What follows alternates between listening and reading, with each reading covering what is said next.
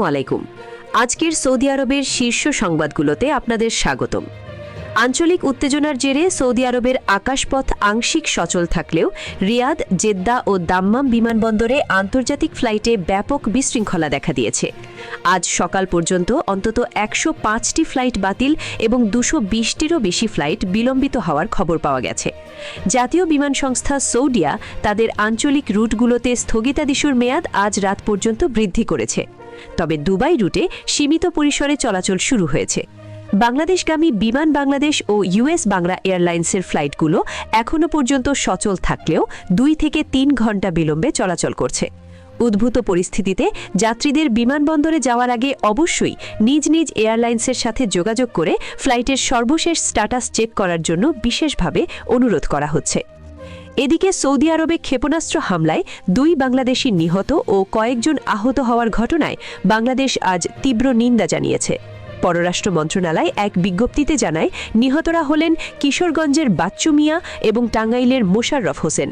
বর্তমানে আহতরা স্থানীয় হাসপাতালে চিকিৎসাধীন রয়েছেন। রিয়াদে অবস্থিত বাংলাদেশ দূতাবাস দ্রুত ব্যবস্থা গ্রহণ করে আহতদের খোঁজখবর নিয়েছে এবং নিহতদের মরদেহ দেশে ফিরিয়ে আনতে সৌদি কর্তৃপক্ষের সাথে যোগাযোগ করছে। মধ্যপ্রাচ্যের এই অস্থিতিশীল পরিস্থিতিতে নিরীহ মানুষের প্রাণহানি রোধে আন্তর্জাতিক সম্প্রদায়কে দ্রুত কার্যকর পদক্ষেপ নেয়ার আহ্বান জানিয়েছে ঢাকা।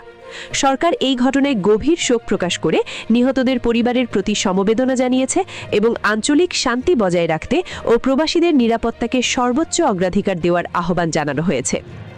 এদিকে ইরান ইসরায়েল যুদ্ধের প্রভাবে হরমুজ প্রণালীতে জাহাজ চলাচল বিঘ্নিত হওয়ায় সৌদি আরামকো সিইও আমিন নাসের বিশ্ব তেলের বাজারে এক মহা বিপর্যয় নেমে আসার সতর্কতা জারি করেছেন। বর্তমানে বৈশ্বিক তেলের প্রায় ২০% সরবরাহ এই পথেই হয়ে থাকে, যা বন্ধ হলে জ্বালানি সংকট চরমে পৌঁছাবে।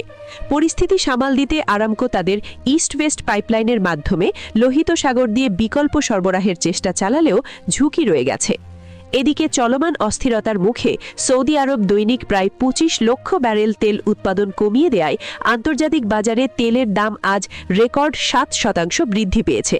কুয়েট ও ইরাকও একই পথ অনুসরণ করায় বিশ্বজুড়ে বড় ধরনের অর্থনৈতিক মন্দা ও মুদ্রাস্ফীতির আশঙ্কা করছেন বিশ্লেষকরা।